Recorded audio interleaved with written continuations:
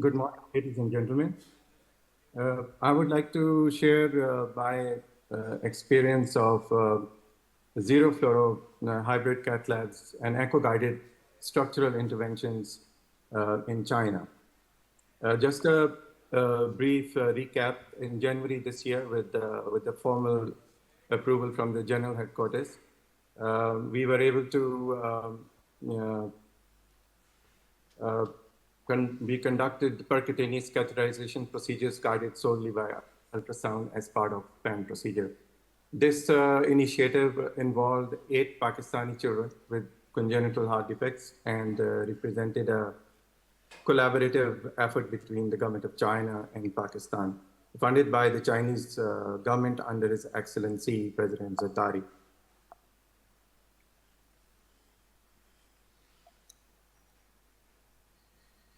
Um, uh, this is Dr. Pan, who, with his team members who were here in AFIC in January. And this is our pre-cath assessment going on. And then finally, we were in the cath lab. The project aimed to establish a long-term partnership between to enhance medical expertise in Pakistan, aligning it with the latest high-tech standards. It was a collaboration between Dr. Ziauddin Hospital, Karachi, and Armed Forces Institute of Cardiology. And the team included specialists from Fuwai Hospital, and they were here at AFIC. The visit also marked the first successful implantation of biodegradable ASD Cludis Memozor. We were able to implant 3 devices. Our youngest patient was 13 months old, who had moderate to large PDA that was successfully occluded using the novel pen procedure. And the oldest child was 11 years old. This is a picture taken soon after we had successfully implanted. So as you can see, people from both Ziauddin Hospital and AFIC and from China there in this picture. This is our first implantation of a biodegradable ASD device.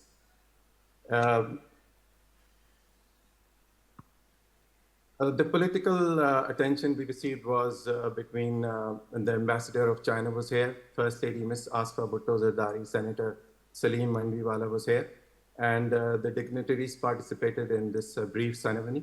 And this is here we are with all the dignitaries with us. In follow-up to this successful collaboration with the Chinese team led by Professor Pan, it was decided that a team of doctors would then visit China as a follow-up.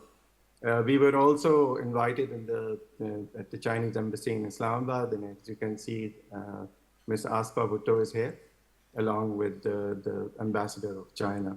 And these were some of the children that we had implanted ASD devices and included ducts. So finally, with the approval of the Chinese government, we were able to visit China. And this is my colleague and I at Beijing, and another colleague was visited the Fuwai Hospital in Kunming, which is about 800 kilometers south of Beijing. We were accommodated in a good hotel. Our problem was the language and what to eat. To be in China, you need to have an app, Alipay, a cash, credit card, a Chinese bank account, and a SIM. This DD travel was very essential because that was our sole means of traveling. And then you need a translator because hardly anybody could speak English. Now, what is this PAN procedure? PAN procedure has become a methodology. In centers doing it, the success rate is 99%, with they claiming that it has less complications like cardiac perforation and tamponade and valvular injuries, and they have lesser episodes of dislodgement or migration. However, for us, it's technically challenging because it requires a learning curve. This is Dr. Pan. He's a cardiac surgeon as well as a cardiologist and also a political figure. The difference between using a fluoroscopic machine is that the X-rays penetrate the 3D human body and the device, and stereoscopic images are overlapped and displayed as a 2D image, thereby allowing us to determine the position and shape of the guide wire. Whereas in contrast, the ultrasound is based on individual section imaging of these 3D objects, providing several 2D images, but one section at a time, thereby precluding clear delineation of the entire catheter and guide wire contours, thus making it a little difficult. So in order to do solely echo-guided procedures, the following is recommended. That is, we need a highly experienced team. Operators should be experienced in performing routine percutaneous interventions under fluoroscopic guidance. And to maximize patient safety, the procedures should be carried out in operation theaters and new centers in case thoracotomy is needed for cardiac surgery. Then the length between the site on the chest wall and peripheral vessel puncture mark on the catheter is very essential. So when the catheter reaches within the body, the tip of the catheter should be detected by echo. Marking the exchange length, after the guiding catheter aids guide wire crossing through the lesion, the catheter insertion depth should be marked upon its withdrawal as a reference for the insertion depth of the delivery sheet. So marking the amount of catheter that needs to be inserted has to be very carefully done. Then appropriate device selection, appropriate patient selection, all these features are very important in order to do just percutaneous interventions through the use of echo.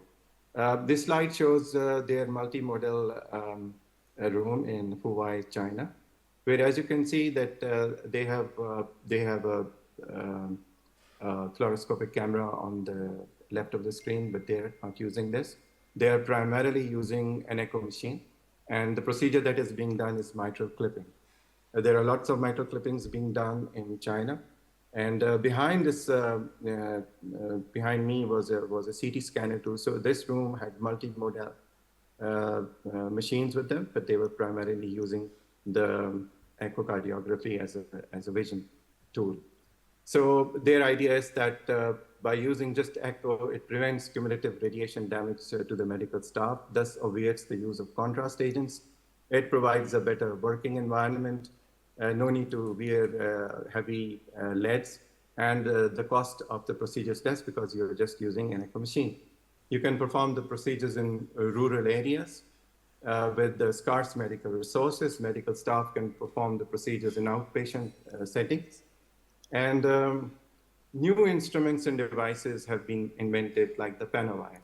Panawire is a specially designed Panawire. It's highly echogenic, so you can actually use it with safety. Now, the procedures that we can very easily do are ASTs, VSTs, PDAs, PFOs, valvular interventions, coaptation of aorta, and others. And the technique is widely accepted in other countries, including the first world countries like France, Germany, and Canada. And the PAN procedure is being primarily implemented by the Capacity Development Program of the United Nations in collaboration with the WHO. This is a Panawire. As you can see, it has a spindle-shaped nitinol mesh, which is attached to a connecting flexible part of the Panawire, followed by the main body of the guide wire, which is much harder. In this slide, you can see they're doing an AST occlusion, and the gentleman on the right of this slide is actually doing a subcostal echo, where the gentlemen on the left are doing an AST device occlusion through the neck. And we asked them why were they using the pterygojugular vein instead of the femoral vein, where it's much easier to do. They said it's an ambulatory center, and they wished that the patient should go home by evening. And for those who have done a lot of ASD occlusions, they should know that how difficult it is to park a wire from the neck into the pulmonary vein. And they used this Stearies latex sheath, which has an elbow of 45 degrees, and they successfully implanted the device. So you can use both the transthoracic echo and you can use both the transesophageal echo, depending on the echo window. And there is a technique to do it, but people who have done enough of those with the use of fluoroscopic cameras can do it. We are, in this slide, you can see there's a cardiac surgeon, and we, the cardiologists are in this operating room. And the cardiac surgeon is Dr. Asif Hassan from Newcastle. And we are operating on a child who has pulmonary atresia with intact ventricular septum. The procedure is to perforate the pulmonary valve using the hybrid procedure and using just the echo. With just echo in the patient in the OR and doing a per ventricular procedure and doing a pulmonary valvotomy. And this is our result following the procedure. As you can see, the balloon is in the pulmonary valve. And then we were able to cross the pulmonary valve, and we did a good job. The Fuwai Hospital is the entrance of Fuwai Hospital. You can see there there's a lot of electronics going on in China. Everybody knows how to do it. This is their main center. On the left is their administrative block and Costa Coffee, a lot of coffee there.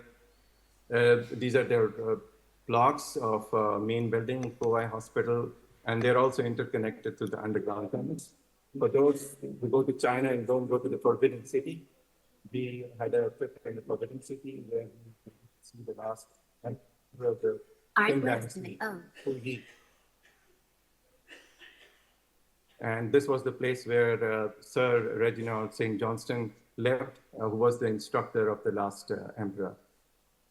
For those going to China, should also be able to visit the Great Wall of China. It was very cold. You need to be fit in order to climb the Great Wall of China.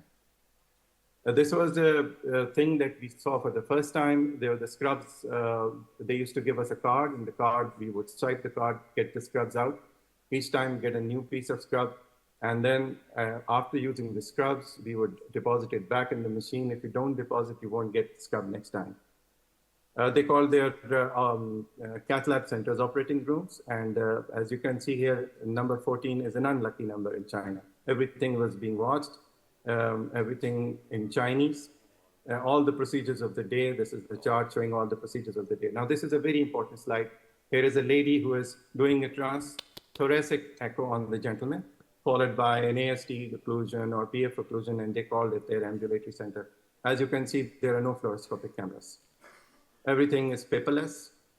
There was a lot of edge-to-edge repair in China as they believed that the mitral valve disease outnumbers the aortic valve disease. So they have mastered this art of doing mitral clipping with just echocardiography. As you can see, all the people are here. They're also zooming the procedure. This procedure is being zoomed. So both the 3D modality and 2D modality are being used by the echo staff, and this is what they're doing.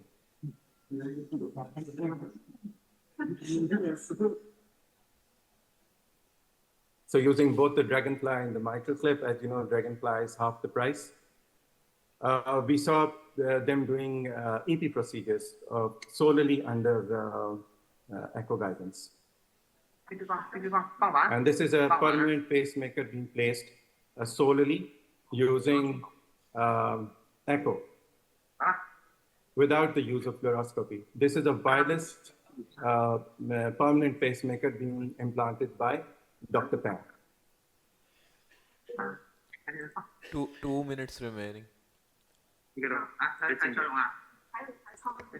So, Dr. Pang,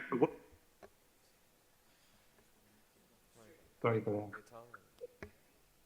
You didn't get out. The pacemaker implant in the heart permanently. And stays there, but when the battery runs out. Yeah, we implant Another one. Okay. So in the new generation, it's absorbable. The pacemaker absorbable. Okay, fine. So they have absorbable pacemakers too, which are, this is my colleague and this is us. Their cafeteria was very nice. No salt and no oil was used. Look at the cleanliness of the hospital. And there was Universal Studios Beijing, where everything looked American, but everyone spoke Chinese. Dr. Khurram, last minute you have. We found out about the J valve, which was a self-expanding J valve. Both the cardiologists or the surgeons could implant the J valve, and it could be done by just using fluoroscopy or by just using echocardiography. We have been doing percutaneous echocardiography procedures. This is a 3-month-old patient in which we implanted a large VST using the per-ventricular approach, and that was done only under echo guidance. This is our surgeons opening the chest for us. And as you can see here, there's a large VST. And we will go, we'll make a puncture on the interior wall of the right ventricle. And having inserted the sheath, after marking it, we were able to put in a device. The time is over now. It's man, don't stun. And this is post procedure. Dr. Khurram, your time is over now. Thank you. Thank you.